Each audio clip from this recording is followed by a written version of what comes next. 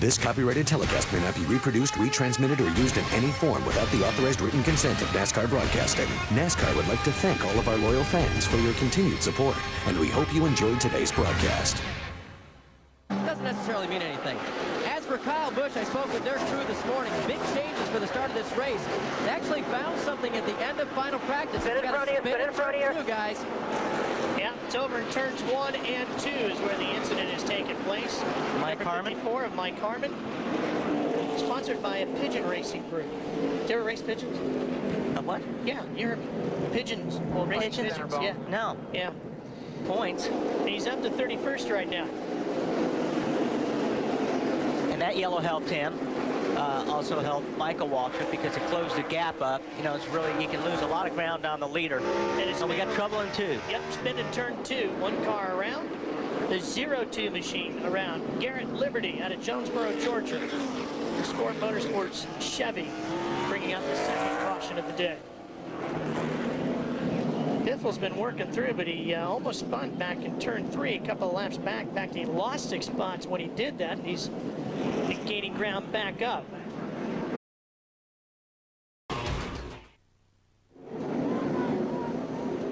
Steve Grissom has shortened up the backside of the number 24 over in turn 2, and that brings out the 3rd caution of the day here at Memphis. Driver from Gadsden, Alabama. Looks like he may have had a little bit of help there from Tyler Walker, the 38 car.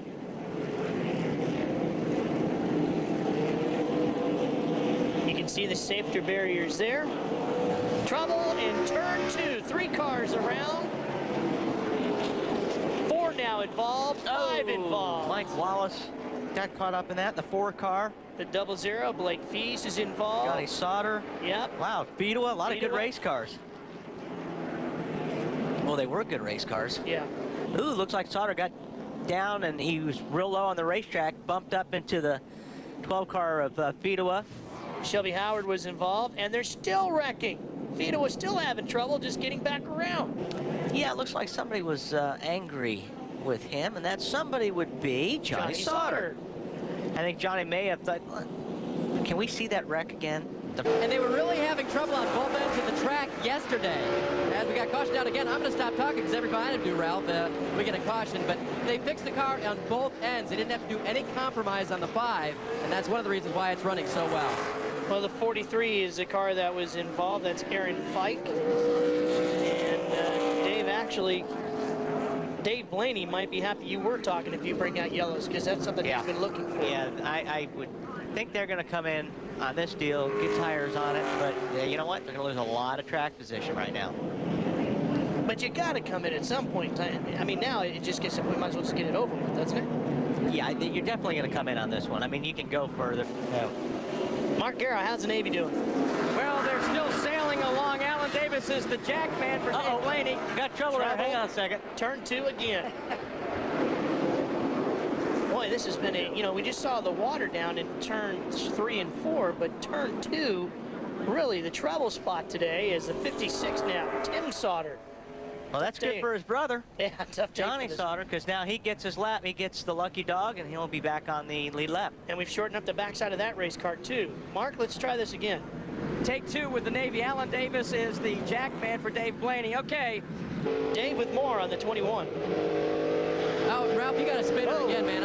I'm not even going to start. Dave, that's it. You had I'm it. done. You get to talk no more as Aaron Fike brings out our 7th caution of the afternoon. There it is. Yeah, that's tough to tell, but he may have gotten a little help on that one. And he brought a lot of dirt and mud up out onto the racetrack there, too. Almost took out the tail section of that white car. Up in turn 2 again. And Dave had nothing to do with it. No, we didn't even hear from Dave Burns this time. He's been getting ready to say something. As I said, see all the rubber they're putting down now when they spin out? Jamie Cottle was involved in that in the 83. The 72 in the mix, John Graham. When does it get dark here? Time? Yeah. Something we don't need to. Whoa, 58. That's Brent Sherman. Spent a lot of time in ARCA this year. And it looks like Graham was the first one around. The 49 involved as well. Derek Cope. Graham may have got spun around. Pit stop that really helped that car. Well, Mike Bliss is having another good run, and I guess this is where I stopped talking because there's another spinning car, guys. Thanks, Dave. Yeah, well, and you almost had one earlier, too. Hey, he was doing so well, too. You're getting through it okay. We are past the halfway point, and that would be caution number 9. Garrett Liberty involved, and he brought out a caution earlier today. Let's see if we can take a look what happened. It looks like he got turned. It's on board from David Stremmy's car. And I think that... Here comes Boyer and Hornaday, and Truex is down squeezed. here. Yeah, Oh, and around goes the 0-4. Eric McClure. Cautious out. Coyote Ugly Back machine. Yeah, 3 wide going into 3 here doesn't normally work. Here we go. They just went down there, and Martin Truex had no place to go.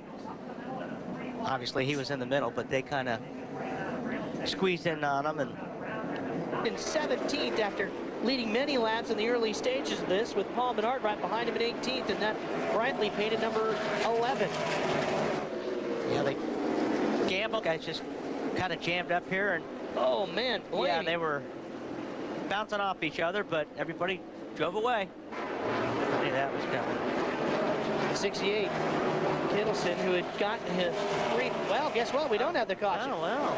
I guess sitting dead still in water like that wasn't going to do it. Okay, you got to try harder than that, guys. He got going just in time, so we stay green. So the record's safe.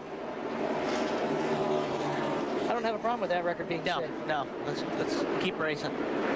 And he said, however, if we get that, we might not have enough fuel to make it. Right now, he's got his fingers crossed. Remember, he rolled the dice at Dover. He came up snake eyes. He lost that one. If he gambles today, we'll see if he comes out with a better outcome. Well, we've got another caution, and this one's Michael Waltrip. They're 2 at the same time. 26 car also on the wall, Mark Green. Yeah. And that brings out the record-tying 11th caution of the day. Did not see what got Michael spinning first. And boy, I'll tell you what, every time you back a car into the wall here, Sanford Bears. It's like somebody, oh, that was Michael getting underneath a car and just got sideways. And then I don't know what happened up there. It looks like Mark the year is not going to hurt. Guess what? We broke the record. Caution is out. Track should be clear. He just did. That's number 12. Now the record number of caution laps is 71, which was set in the first race here back in 1999, and we're at 59, so we might break that one too if we're not careful. Jeff Green was the winner on that day. Now, and what's this do to your strategy? well, you know, at 50 laps. Not for his guys. And he wasn't sure who bought at their table. Huh? Well, the 02 is around again. And I would think that Kevin Mannion, the crew chief for Martin Truex, if they can get out of here with a win on a short track, yeah. Man, that's a huge boost for them towards this championship. And this is probably the one race that they were probably, if they were worried about any of them, a little bit worried about just because of their short track record and Kyle's short track record. But you know what? They made all the right calls. They made the right call, especially when it came to making pit stops and putting tires on. And sometimes you gamble and you get lucky on that. But, yeah, I think they'll be real happy to get out of here with a top 5 finish. Battle for third with 6 to go. David Stremmey in the red 32 holds the position. Boyer in the 21 and Hornaday in the 2 giving chase. This series, of course, moves on to Atlanta, the Phoenix, Darlington, and then they'll wrap it up in November in Homestead. Kenny Wallace taking a spot, and there's a guy that's had a very good race car today, the 23 car. He gets by Kyle Busch, and Kyle Busch continues to lose spots. He's back to around 14th spot right now. And Tyler Walker in the 38 is about to get by him.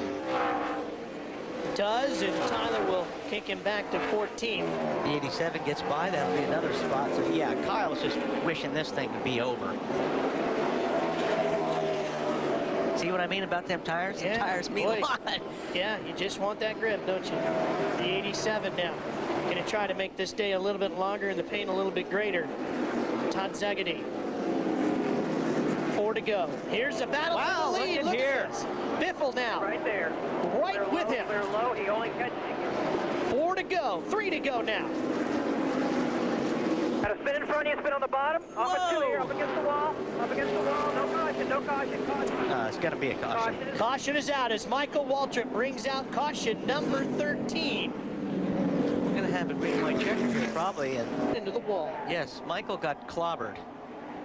And shortened that car up. Travis Geisler in that 36. Wally, we have not seen a car back into the wall that did not suffer what he does here. A green-white checkered finish at the final short track race of the Busch Series for 2004. We're green. Green flag, green flag. And he got a pretty good one. He got Stremi right there making a move on Biffle, and that's going to actually help the 8 car because Biffle's concerned about the 32. So at least the 8 car, Martin Truex, has got to 1 and 2 without having to worry about Biffle. Now, down to turn 3 and over those roller coaster bumps. Here comes Hornaday up the inside for 3rd. Biffle closes in the center of the corner. The white flag awaits them. Time, just like that. That was good. Truex drove that car perfect off of turn 4. It did not get any wheel spin. He really drove it off straight, got a lot of grip, and actually pulled the car length or so off of the corner off of Biffle. So Hornaday up to 3rd. he's got it. Truex should be able to coast her home from here, and here comes Hornaday closing in. Challenging for 2nd. And the youngster from New Jersey continues to thrill him in the NASCAR Busch Series. What a job, man.